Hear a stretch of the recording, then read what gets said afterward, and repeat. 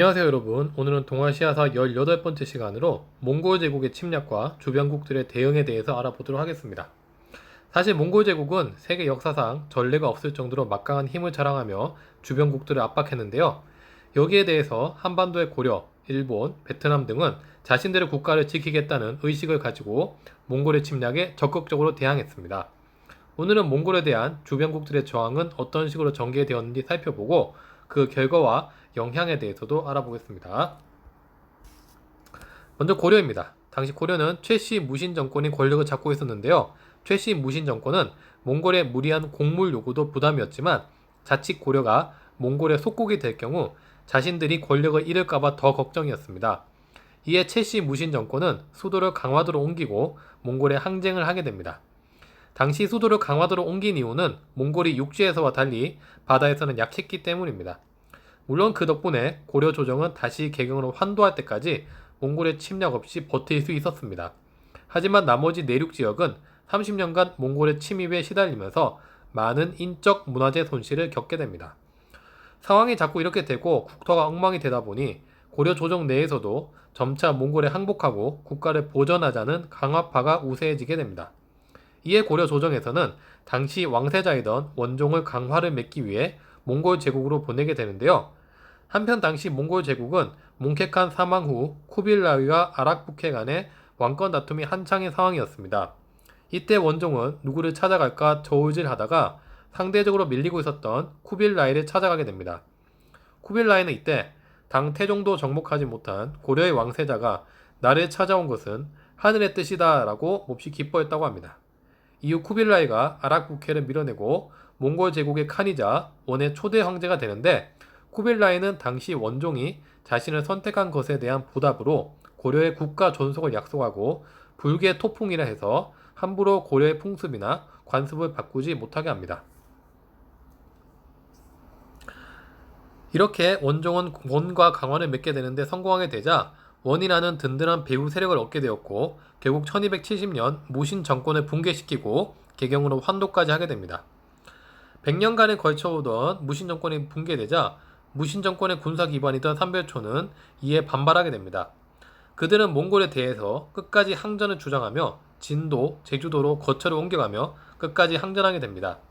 결국 이에 대해 고려와 몽골은 연합부대를 편성하였고 3년간에 걸친 항전 끝에 삼별초는 진압되었습니다. 고려는 몽골의 속국이 되는 대신 국가 보전은 쿠빌라이로부터 약속받았습니다. 하지만 정동행성이라 해서 일본 원정을 위한 군사기지가 고려에 설치되었고 원에서 파견한 다루가치는 고려 내정을 끊임없이 간섭하였습니다. 이 때문에 고려의 자주성은 크게 손실됩니다. 이에 당시 이승휴 1년 등이 제왕운기, 삼국유사 같은 역사책들을 편찬해서 민족적 정체성을 되살리고자 많은 노력을 하게 됩니다. 한편 고려의 항복을 받은 쿠빌라이는 다음 차례로 일본 원정을 단행하게 됩니다. 이를 위해서 방금 이야기했듯 고려의 정동행성을 설치하고 여몽연합군을 편성해서 1274년 1차 침입을 단행하게 됩니다. 당시 여몽연합군은 1차 침략 후 첫 전투에서 대승을 거두고 날이 어두워지자 다시 선박에 승선하게 되었습니다. 하지만 때마침 불어닥친 폭풍 후에 힘 한 번 제대로 쓰지 못하고 큰 손실을 입고 퇴각하게 되었습니다.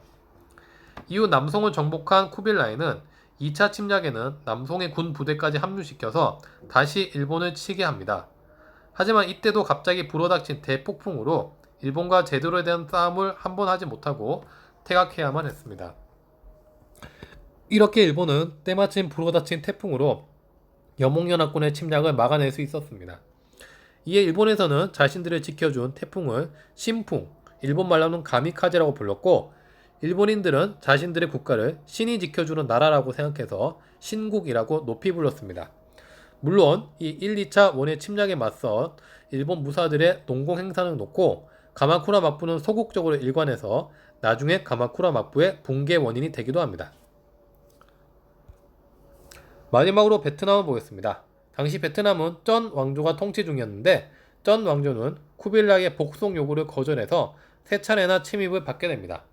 당시 쩐 왕조는 수도인 하노이가 점령당하는 위기를 맞이하기도 했지만 당시 베트남을 이끄던 쩐응다오는 격장사라는 경문을 뿌려서 베트남인들의 전투의식을 고취시키고 1288년 바익단강 전투에서 크게 승리하면서 마침내 원의 침략을 격퇴할 수 있었습니다. 전쟁 과정에서 민족적 자부심이 높아진 쩌낭조는 대월사기라는 역사설을 편찬하기도 했습니다. 네, 오늘은 이렇게 몽골 침략에 대한 동아시아 각국의 대응을 살펴보았는데요. 고려, 일본, 베트남이 어떻게 몽골 침략에 대응하였고 또 그런 과정에서 민족의식이 고취되어서 역사서들이 편찬된 게 된 것도 잘 기억해 두셨으면 하겠습니다. 이상으로 오늘 수업 모두 마치겠습니다. 여러분 수고하셨습니다.